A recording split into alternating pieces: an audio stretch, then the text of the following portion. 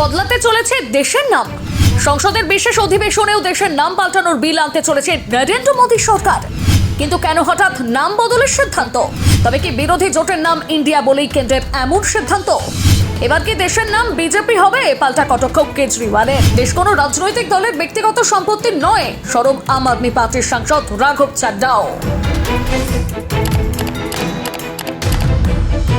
বেশ কিছুদিন ধরে দেশের নাম বদলের গুঞ্জন শোনা যাচ্ছে। এমনকি G20 সম্মেলনের আগে রাষ্ট্রপতির স্বাক্ষরিত চিঠিতেও এই বদল ধরা পড়েছে।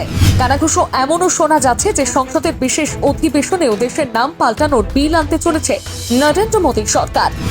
কিন্তু কেন হঠাৎ দেশের নাম পাল্টানোর দিকে এগোচ্ছে কেন্দ্র? এই মুহূর্তে তা নিয়ে শাসক ও বিরোধীদের তরজা তুঙ্গে পৌঁছেছে। ইতিহাস বদলে ফেলতে চাইছে কেন্দ্র। মঙ্গলবার কলকাতার একটি অনুষ্ঠানে এমনটাই মন্তব্য করলেন বাংলার মুখ্যমন্ত্রী মমতা বন্দ্যোপাধ্যায়। দেশের নাম বদল নিয়ে কেন্দ্রকে বিঁধলেন তিনি। রাষ্ট্রপতির নামে G20 সম্মেলনের কার্ডের প্রসঙ্গ তুলে মমতা এদিন বলেন, ইন্ডিয়া নামও পাল্টে দিচ্ছে কেন্দ্র সরকার। কেন হঠাৎ করে নাম বদলের সিদ্ধান্ত নেওয়া হলো, এই প্রশ্ন তুলেছেন রাজ্যের মুখ্যমন্ত্রী। এই প্রসঙ্গে বলতে গিয়ে তিনি ইতিহাস বদলানোর চেষ্টা করছে বলেও তোপ দাগেন নব সরকারের বিরুদ্ধে। বিখ্যাত সব সৌধের নাম ইতিমধ্যেই বদলেছে জানিয়ে মমতা বলেন, কোনোদিন শুনবো কবিগুরুর নাম পাল্টে দিচ্ছে বিজেপি। কয়েকদিন আগে কেন্দ্র বিরোধী শক্তি হিসেবে এক ছাদের তলায় এসেছে দেশের নানান বিরোধী দল। সেই ঐক্যের নাম দেওয়া হয়েছে ইন্ডিয়া।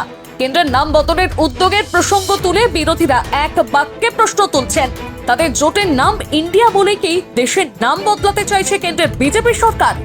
একই সুরে প্রশ্ন তুলেছেন দিল্লির মুখ্যমন্ত্রী অরবিন্দ কেজরিওয়ালও।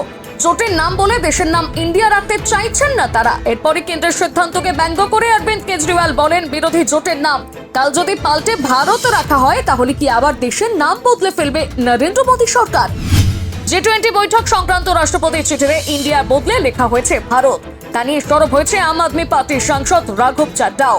এই দেশ কোনো রাজনৈতিক দলের ব্যক্তিগত সম্পত্তি নয় বলে মন্তব্য করেছেন তিনি। তাছাড়া 140 কোটি ভারতীয় জাতীয় পরিচয় কি হবে তা বিজেপি ঠিক করবেন না বলে হুঁশিয়ারি দিয়েছেন রাঘব। রাষ্ট্রপতির চিঠি ছাড়াও সংসদে 5 দিনের বিশেষ অধিবেশনে উঠতে পারে নাম বদলের প্রসঙ্গ। ইতিমধ্যে বিজেপির তরফে ইন্ডিয়া পরিবর্তে ইংরেজিতে ভারত লেখাও চালু হয়েছে। সম্প্রতি অসমের মুখ্যমন্ত্রী হিমন্ত বিশ্ব শর্মা সোশ্যাল মিডিয়ায় পোস্টেও তার আঁচ মিলেছে।